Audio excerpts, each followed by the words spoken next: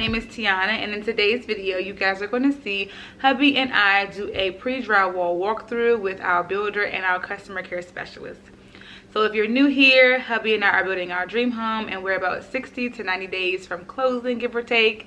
And so if you like all things home building, home buying, millennial marriage, motherhood, fatherhood, all that beautiful stuff, please be sure to hit that subscribe button and join our Marsh Forever family.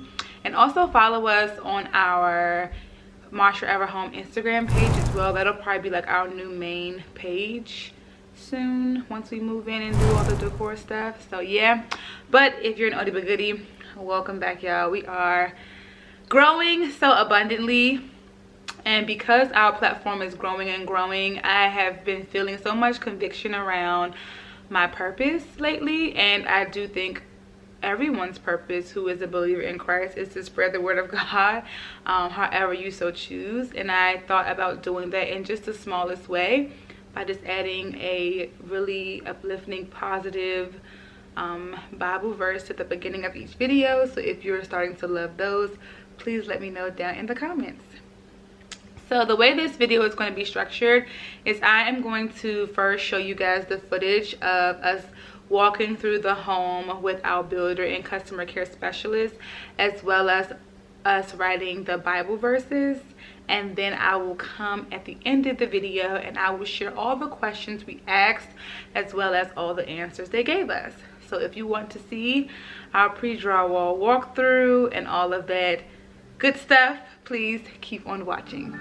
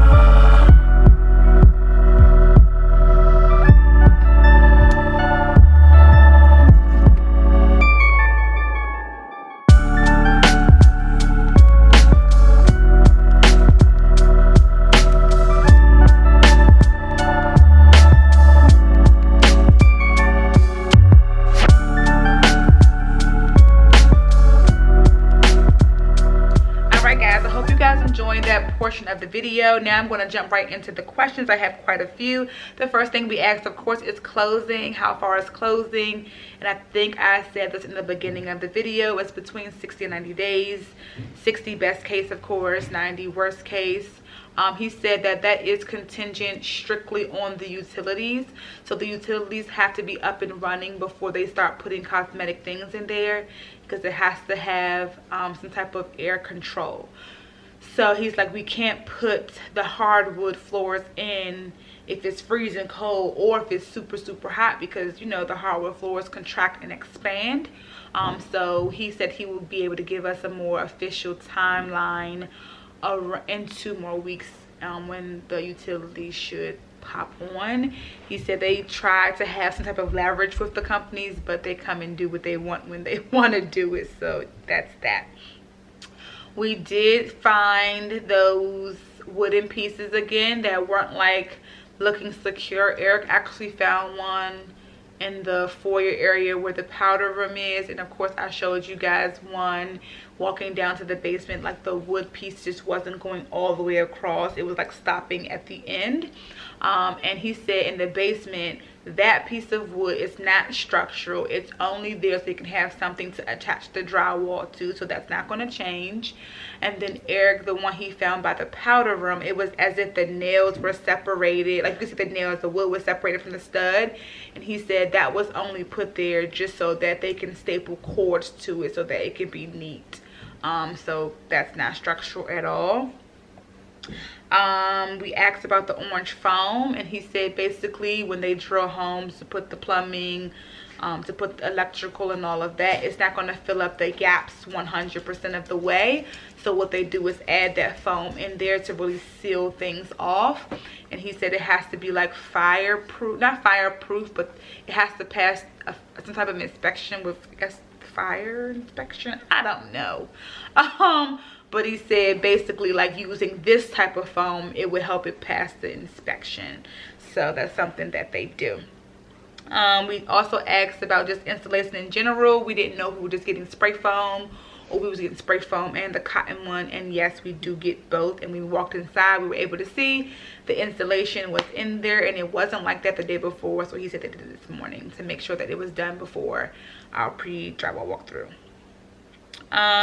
He also gave us just information about the studs. He just was raving, he was really raving about our builder, and was like, you know, you can have up between I think 18 to 24 inches between studs, and that's standard, but our builder does 6 to 12, he said. So basically our studs are closer, which means our home is more secure or safer. He's like, when builders put them too far apart, it can cause lots of problems. I guess it has, like, your house could have more shifting, I guess, I don't know, but he said we usually have problems when we put them too far apart, and so our builder puts them closer together for that reason. We did ask about the camera. So we know we had a camera outside and the cord wasn't there. I wasn't going crazy, it wasn't there. They had just put it there that morning. So there is a camera between the second and third garage, and he said we put it there, remember, because it gave us a full 180 view. And then we had the doorbell camera, and then he said the one in the back would give us the same 180 view just of the back side of the house. So that is, the cord is now there for that. We also asked which outlet is the outlet, like the electric car outlet in the garage, and he showed us it's the one all the way to the left on the 2-car side. That would be like the electric car charger outlet. Okay, so we asked, can we move a few things and take a few things away? So we wanted to move the breakfast light, the Cat 6 in the office, and the floor outlet in the office. Now we could move those things, but after talking it through with Eric and them in the space, we think we're going to just leave it where they are. So with the floor outlet, I don't know what size office table I'm going to get. Right now I have a very narrow one. It's long, I mean it's long, but it's not like wide. So if we were taking that table, then I probably would. But if I plan on getting a bigger table, then I probably would want the floor outlet right there. So I'm going to leave that right there. There's also an outlet right behind me as well. So if I don't use it, I can use the one behind me. And the Cat 6, the same thing. We're just going to leave that there. Then the breakfast light, that is centered with the island. But I envision my breakfast nook being off to the side a little bit in between the end of the kitchen cabinets and the morning room. But we decided just to leave it there because we just don't know where we're going to put the table yet. And I didn't want to move it and then move it back, and it was just us being counterproductive. So we just left that there. So another question was, could we change the way the door swings in the master suite? My closet, it swings. So the way it looks like on the blueprint is it swings inward, and then I would have to go behind the door to flick the light on. But he said that's a fire code violation. Like when you walk into a door, walk into a room and the door swings open, the light is supposed to be on the opposite wall. So he said that's probably just an error, but it won't be like that because that's a fire code violation. My next question was, will we have rough ends for the basement? And when he walked us down there, we were able to see like in fact we do. I knew we were going to have rough ends for the bathroom, but I didn't know if we were going to have rough ends for the wet bar, because in the model there is no wet bar, but they had rough ends in a few places. So we have a lot of flexibility as to where we could put the wet bar, which is really nice. And I wasn't expecting that at all. So that was great. We also learned that in the basement we have to do a tub. I thought we could do a tub or a shower, but where the drain is, we would have, or the rough end for the drain, we would have to do a tub, not a shower, which is fine. It's not going to be that utilized. We also can potentially think about doing a half bath. I don't know, but we're just going to let that be. If we want to change down the line, we can. We just have to drill a space in the cement to back up the drain. So the next thing we asked them is that if we could remove the soap dishes from the bathrooms and the medicine cabinets. I know in our previous home we got our bathrooms renovated, we did have those removed, and I like the way that it looked. It was just a better aesthetic for me, but we decided just to leave them, and mainly because he said in order to get them removed at this point, I would have to come in on the day that they're doing and say, hey, don't do that, because it's not in the paperwork. And for example, we got the window removed in our master, and that was in the paperwork, and they still forgot it. But because 99.9% of the homes don't remove that window, it's harder for them to remember. So I just don't want to get my heart set on something and they forget. It's late in the game, it's not in the paperwork, so I'm just going to let it be, and we'll just make changes in the future. But I'm sure we'll just leave it there. It's not a big deal to me. We also asked about the chimney hood, like where does it release the air? I thought it was supposed to go to the roof line, but he's like, no, it goes to the exterior wall, and they're going to basically drill a hole, and they'll do that later. But they haven't forgot about that, so that's good to know. We also didn't ask this question, but we thought about it. As you guys know, I was contemplating put a Bible in the front porch, and so Eric and I finally decided we don't need to do that. It's in the foundation. It's where it needs to be. Like, we're good to go. We're going to put scriptures all around, so we're good to go.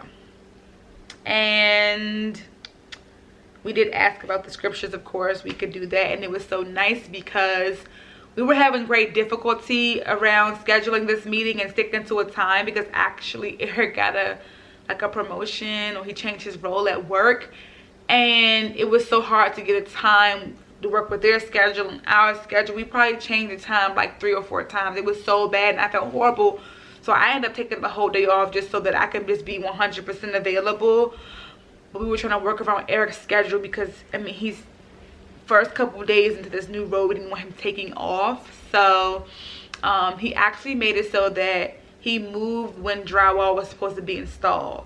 So it's supposed to be installed or hung up on Saturday. He moved it to Monday just in case we didn't have time today to write the scriptures. It gave us more time. That was just so sweet and so thoughtful, but we actually got it done today. So yeah, it was just so sweet. Just small gestures just make a big difference. Just so nice. Also, going back to the orange foam that were on the pipes and stuff, someone asked me to mention like what they do to prevent the pipes rattling, and so he said he hasn't heard of that because there are no longer copper pipes. They do PVC pipes only. So in our previous house, we did hear pipes rattling in our kids' bathroom when the shower was ran. Not our kids' bathroom, in the kids' bathroom. When the shower was ran, it would make this really bad like shake and boom noise, like the pipes were going to burst out the wall. But he said because we use PVC pipes, that shouldn't happen, and it has a type of flow gold system, and it has a great like 50-year warranty. So he said that's nothing to worry about. He hasn't heard about that in this neighborhood. He's actually worked with the builder and helped build this house that we're living in this neighborhood. He said out of all the builders I work, like, this is by far one of the best builders, because they really do a great job of taking care of the homes, and they do things that aren't even required to pass inspection, but they do them so that these homes are really built to last. And so I guess I'm just super appreciative of that. And we have a really great inspector. We know our inspector personally, and it's so funny because our inspector found our personal builder with the builder, found his number in some system, called his boss, I believe, and got in touch with him to say, hey, I want this done and I want it done right. And I'm like, oh wow. That's wonderful. So I know we're gonna be good. It's gonna be great. But that's all that I have for you guys today. I am gonna write all of the questions that we asked down in the description. I also am going to write the scriptures that we wrote down in the description and their location, because I probably won't put all of the footage up. I'll just put some of the footage up. So I will write down in the description down below all of the scriptures we wrote and all of their locations. And so hopefully you can use them in your home, and even if you're not building, you want to just put them in a frame somewhere, we can give you guys some ideas about where to put them. So I hope you guys enjoyed this video, and we'll see you guys next time. Bye.